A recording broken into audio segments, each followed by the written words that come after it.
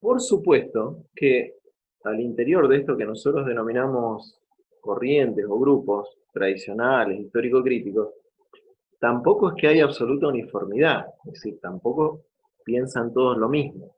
De todos modos, más o menos comparten un paradigma, una visión general similar. ¿Sí? Eso nos permite, de alguna manera, ubicarlos en, en un grupo que podemos denominar más o menos común. Bien, para hablar de historia, entonces, vamos a tratar de ubicarnos en dos hechos mundiales muy importantes. Eh,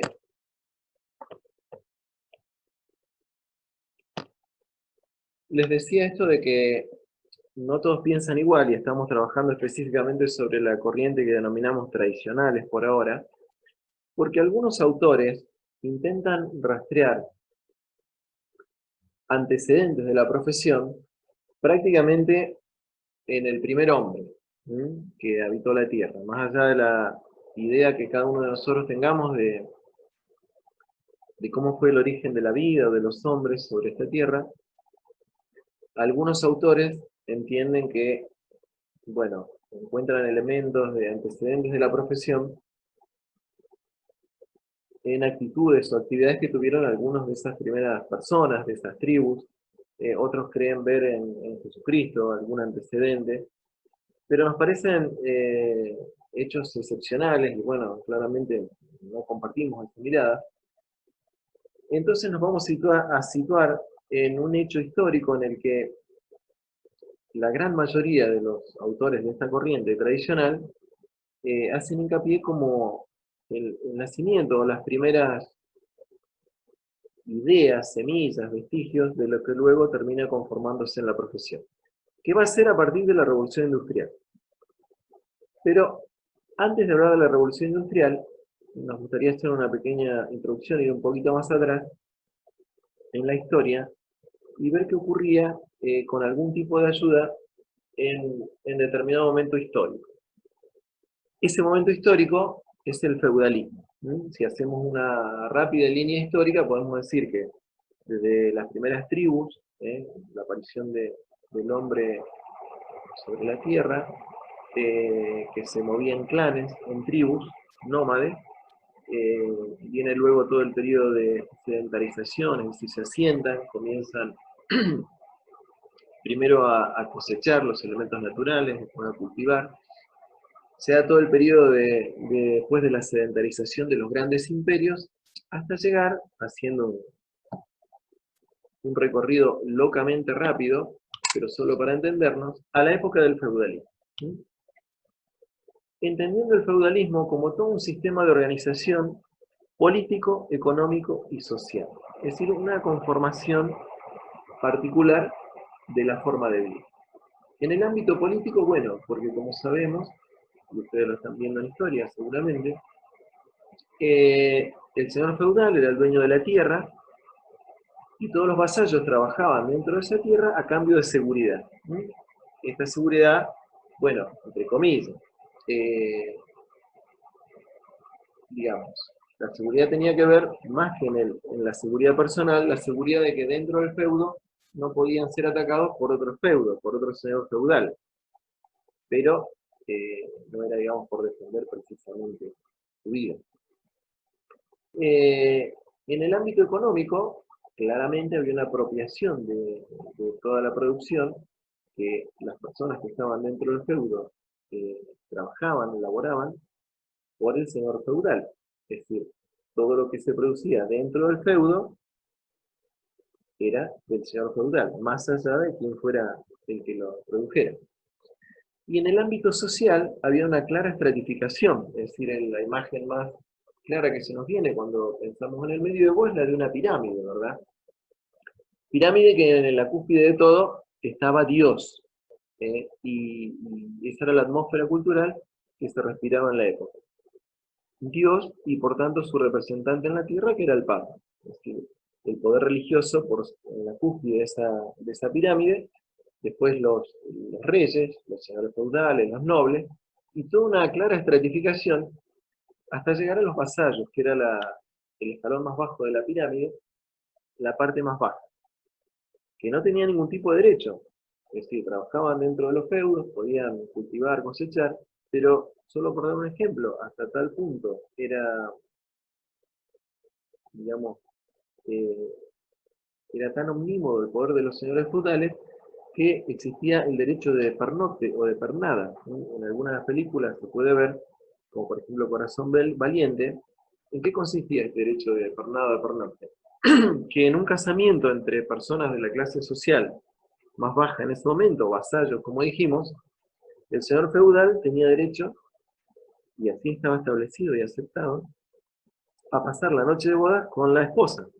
Es decir, no con la persona con la que se casaba, sino con el señor feudal. Si es que el señor feudal quería, ¿verdad? Esto no ocurría siempre, pero las veces que el señor feudal quería, se advierte en una escena en esta película que les digo, cómo esto ocurre con alguna de las personas.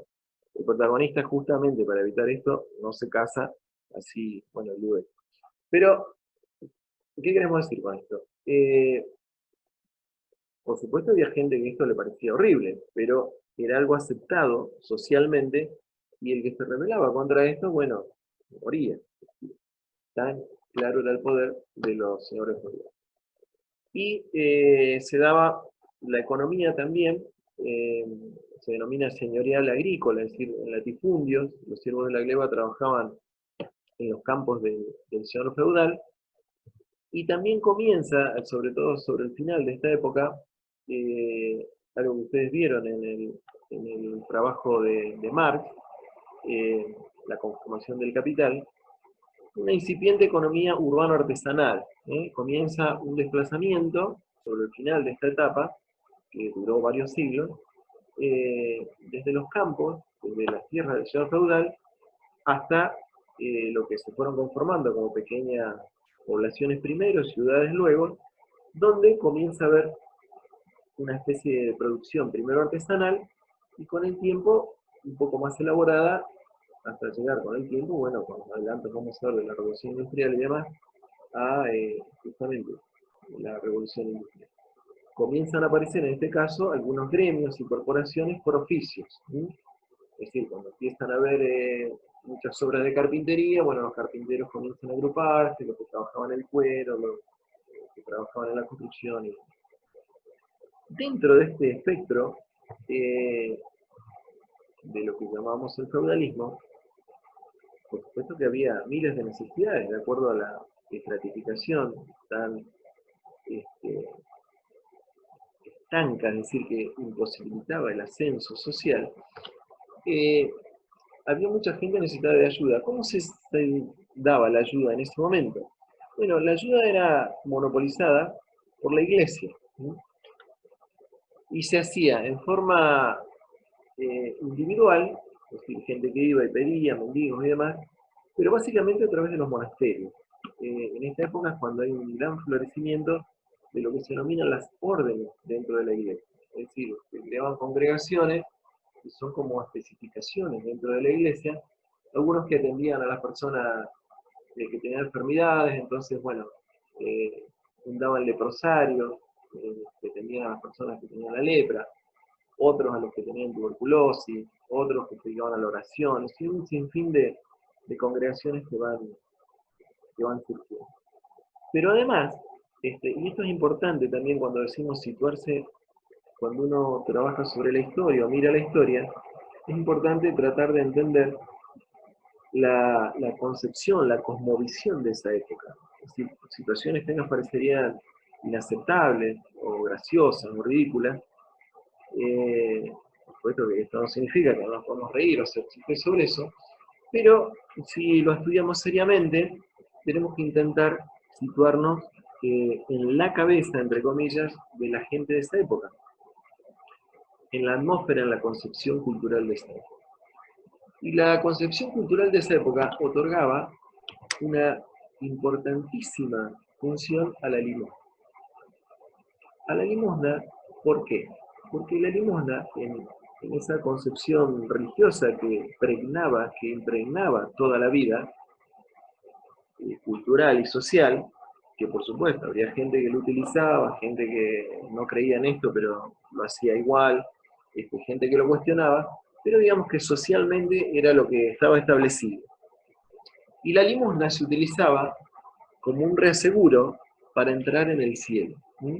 Acá nos va a ayudar Anderek, un autor. Les voy a leer brevemente un párrafo de la estratificación social de esa época. Y nos dice así, Anderek, Historia del trabajo social, de Anderek. Para tratar de entender cómo se concebía la sociedad en ese momento. Para la gente de la época, la sociedad es como debe ser. Que haya pobres y ricos es algo natural. El pobre satisface a Dios por la resignación, aceptando su pobreza y la humillación de ser ayudado. El rico satisface a Dios por la caridad expresada en la limosna. Cuando Dios creó a los pobres y a los ricos, fue su intención salvar a los ricos por medio de la riqueza y a los pobres por medio de la pobreza. Es decir, esto que hoy claramente sería inaceptado por cualquiera de nosotros, era de alguna manera la visión de la época, y por eso era tan importante dar limosna.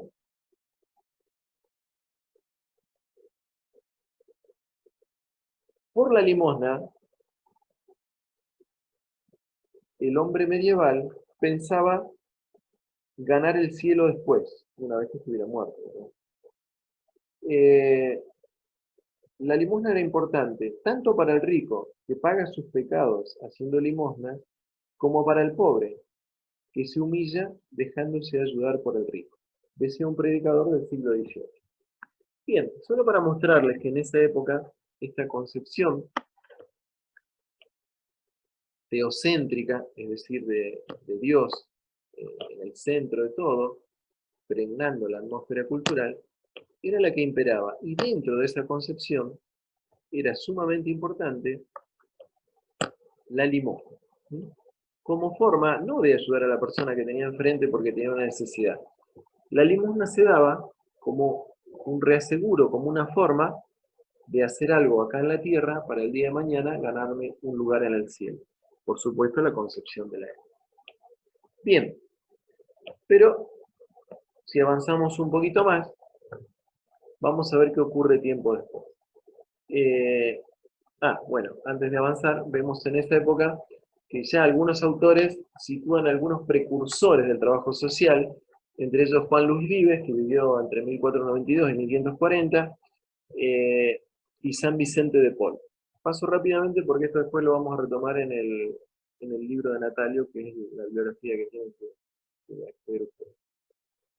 Bien, ocurren algunos hechos que van a ser dejar atrás la época del feudalismo y la concepción religiosa, que los queremos repasar rápidamente para que ustedes puedan situarse en el ámbito político, económico y social, porque es en base a eso cómo funciona la ayuda, la caridad, el atender al necesitado, que después va a tener que ver con algunas concepciones de los autores, tanto los tradicionales como después los críticos, ¿verdad? El histórico crítico.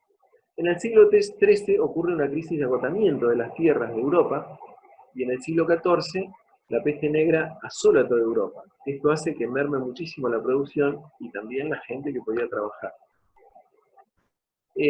Como dijimos, y ustedes vieron en el trabajo de Marx, empiezan a aparecer los artesanos que comienzan a elaborar algunas manufacturas, comienzan a aparecer las primeras máquinas, y se desarrolla lo que sería el germen de un capitalismo inicial. El éxodo del campo hacia la ciudad va a acentuar las transformaciones económicas y sociales, porque lo que eran los poblados no estaban preparados para recibir a esta cantidad de gente, entonces no había, por supuesto, no había ni cloacas, ni elementos sanitarios, no había ni siquiera viviendas ni camas para recibir a esta gente, pero bueno, se vino a los poblados y fueron viviendo como podían, ¿verdad?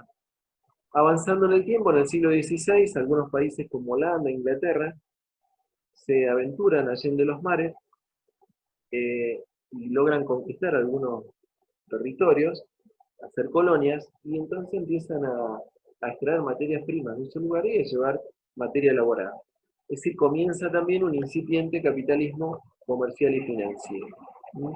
En la fase económica, ¿qué ocurre? Se pasa de la teoría mercantilista, es decir, del valor de los metales, a la fisiocracia. La fisiocracia es la teoría económica que dice que, bueno, que hay que hacer como el orden natural. Así como la naturaleza, si miramos una planta, nace, crece, se desarrolla y muere, sin intervención prácticamente de más que el sol, la lluvia. En la economía hay que hacer lo mismo, dice este autor. Hay que dejar el ciclo normal, librado a su desarrollo. Y cultores de esta teoría, en realidad los máximos exponentes son los de la escuela clásica económica eh, bueno, de Manchester, Adam Smith, David Ricardo y Thomas Malthus. Adam Smith fue quien escribió el libro base del capitalismo, La riqueza de las naciones, en el que decía que algunos países, justamente por orden natural, de acuerdo a la concepción fisiócrata, eh, habían sido destinados a producir materias primas, básicamente las colonias, lo que somos hoy América Latina, por ejemplo, y otros países habían sido destinados a elaborar esas manufacturas, a tener las industrias. Esto con el tiempo después va a hacer que es una gran diferencia de poderío económico. Pero Adam Smith lo fundamenta en su teoría diciendo que esto era natural. Por supuesto, hoy sabemos que nada de esto es natural, que todo es social, es construido por los hombres, y son justamente resultados de dominación y sometimiento. Pero era la concepción de la época. Esta escuela, a través de los postulados de individualismo, utilitarismo, libertad económica y libre competencia, permiten una rápida acumulación de capital, un proceso de industrialización de los países centrales, europeos, a través de esto que dijimos, recolectando materia prima de las colonias, con el adelanto tecnológico, produciendo una industrialización de esos productos y después volviéndolos a vender ya industrializados. Estos elementos, de hecho, muy rápidamente van a conformar los cimientos teóricos del capitalismo mundial. Mientras tanto, en el ámbito político, ¿qué ocurría? Bueno, ya de los feudos y de los reinados, se va pasando lentamente entre los siglos XV y XVII al surgimiento de naciones. Se van conformando los límites, se van estableciendo las naciones y se dan las tres revoluciones más importantes de lo que fue la burguesía, como clase social que asciende y destrona a la nobleza, a los reyes, que fue la Revolución Inglesa en 1688, la Revolución de Estados Unidos en 1776, y el epígono de las revoluciones, la Revolución Francesa, Libertad, Igualdad y Fraternidad, en 1789, que termina por derrocar a la monarquía, instaurando en el poder a la burguesía, una nueva clase ascendente, sin títulos nobiliarios, pero sí con un fuerte poder y caudal económico. Entonces es así como en el ámbito político la burguesía se consolida en el poder, destronando, invirtiendo esta pirámide que dijimos del feudalismo, donde arriba de todo estaba, bueno, además de Dios y sus representantes, los reyes y los señores feudales. ¿Qué pasa con los avances tecnológicos? Bueno, en 1712 que se inventa la máquina de vapor, que permite un tremendo impulso a través de la energía, sobre todo a las industrias textil y a la siderurgia.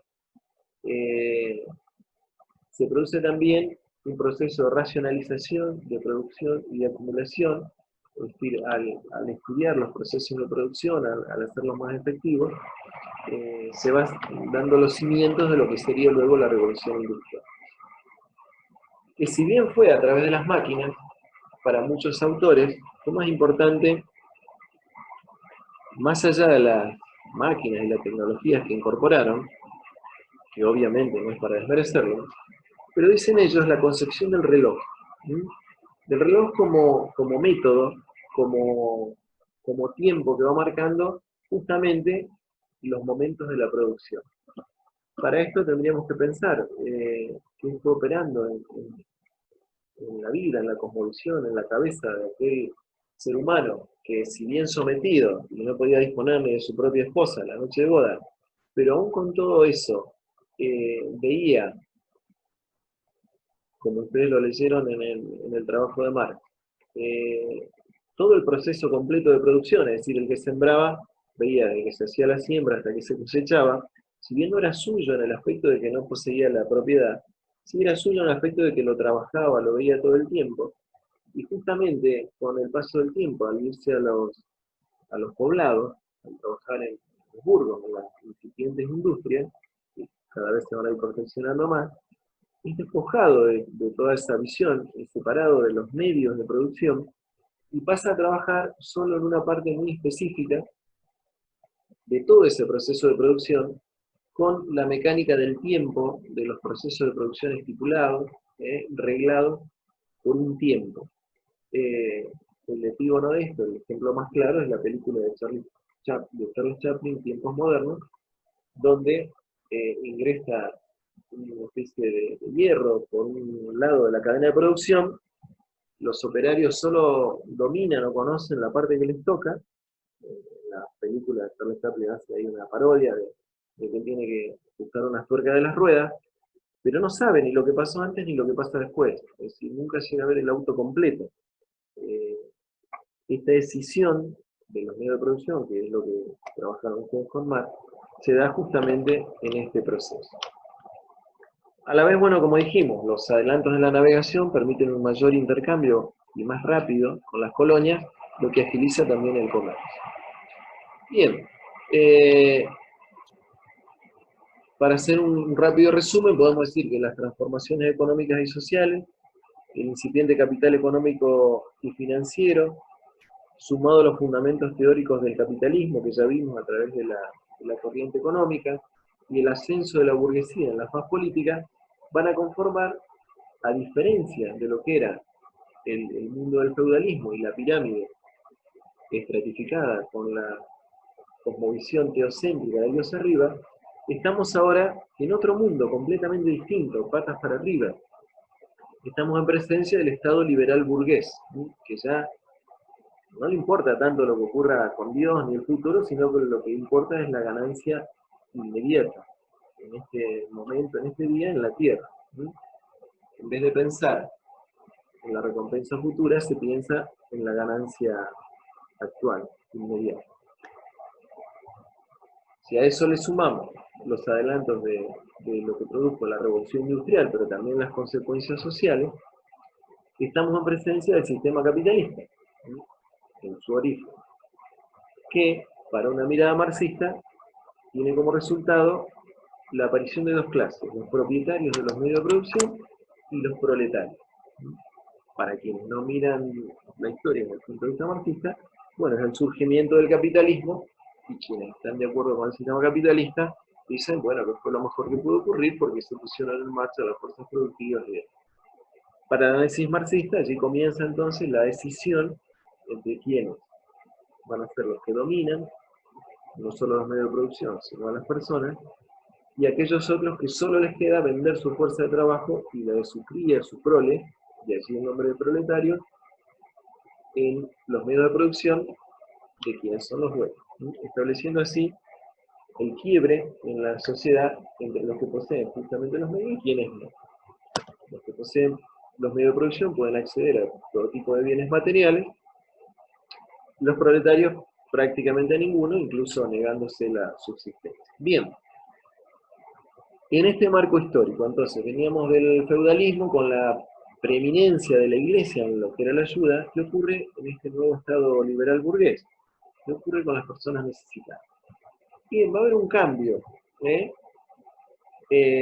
Si bien se sigue manteniendo la presencia de la iglesia, de hecho, dura hasta nuestros días, pero va a perder mucho protagonismo. Será un proceso de secularización, que es una palabrita que ustedes deberían buscar en el diccionario, pero que básicamente significa eso que acabamos de ver, que pasa en el Pablo. Es decir, secularizar es quitar contenido religioso a algo. Cuando uno dice hay un proceso de secularización en la educación, por ejemplo, es que a la educación se le quita el contenido religioso que podía tener. Lo mismo ocurre con la ayuda.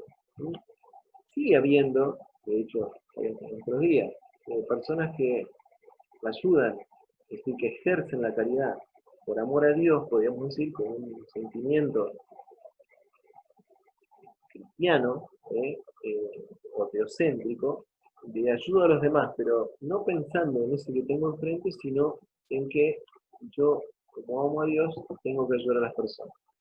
Pero aparece con mucha fuerza lo que se va a llamar la filantropía, que ya no importa si existe Dios o no. Si yo ayudo al otro, porque ese otro de carne y hueso es un hombre y necesita ayuda. Es decir, ya acá en la filantropía no tiene que ver Dios, ni el futuro, ni la salvación, ni la libertad. Es ayudar al otro solo porque es un hombre, un otro que lo está necesitando. Bien,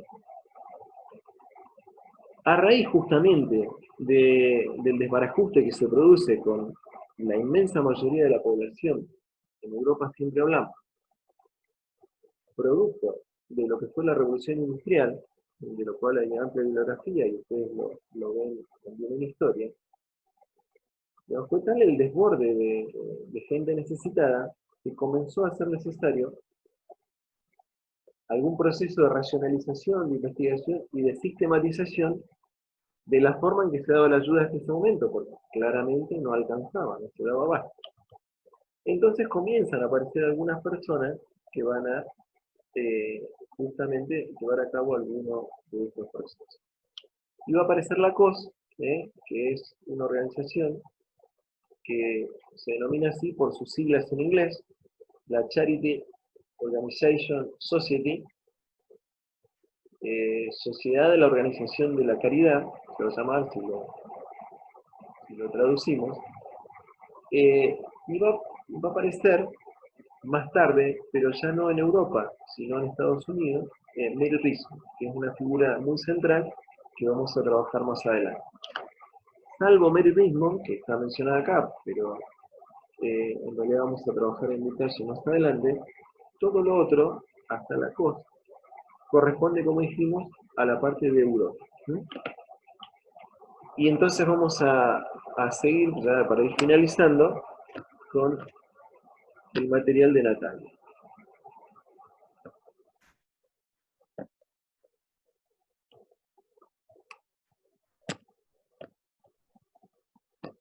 Como les dije, ustedes lo tienen en la bibliografía, el libro completo de Natalio, Pensar el trabajo social. Estamos trabajando entonces el capítulo 1, desde la página 16 hasta la 26, que Natalio denomina la construcción del trabajo social. Van a ver acá qué es lo que tienen que hacer, leerlo y estudiarlo. Va a desarrollar la obra de Juan Luis Vives,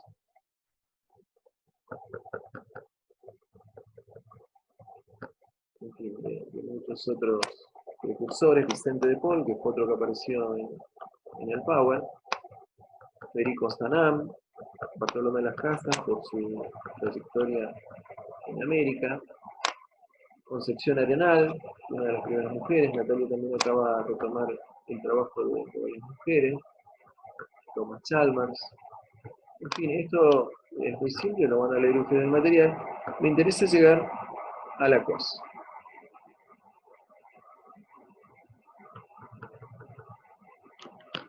La COS, en 1869, lo van a ver acá, se fundó en Londres. Lo particular de esta organización es que no hacía ayuda directa, que es algo que para la época se entendió como muy de avanzada. Había diversas personas, como van a leer ahí, y organizaciones que hacían ayuda directa a quienes lo necesitaban. La COS, por el contrario, era una organización que nucleaba a esas organizaciones y a esas personas que hacían ayuda, pero en sí no hacía ayuda directa. Intentaba, de alguna manera, racionalizar todo este tipo de ayuda y darle una organización. Van a ver acá algunos de los postulados sobre los que trabajaba, que para la época se considera de gran importancia. Bien, eso es lo que quiero que analicen en particular, lo de la COS, y bueno, también las personas que sigue nombrando, Octavia Hill, Jane Addams, y todos los precursores que va señalando Natalio hasta terminar el capítulo en la página 26. Bien, con esta descripción y esta introducción, sobre todo al material de Natalio, vamos a dar por terminada la parte correspondiente a la historia del trabajo social desde la mirada de algunos autores, en principio por ahora tradicionales, en Europa. Trabajaremos en la próxima clase qué ocurre en la historia del trabajo social para estos mismos autores en América Latina. Nos veremos por eso.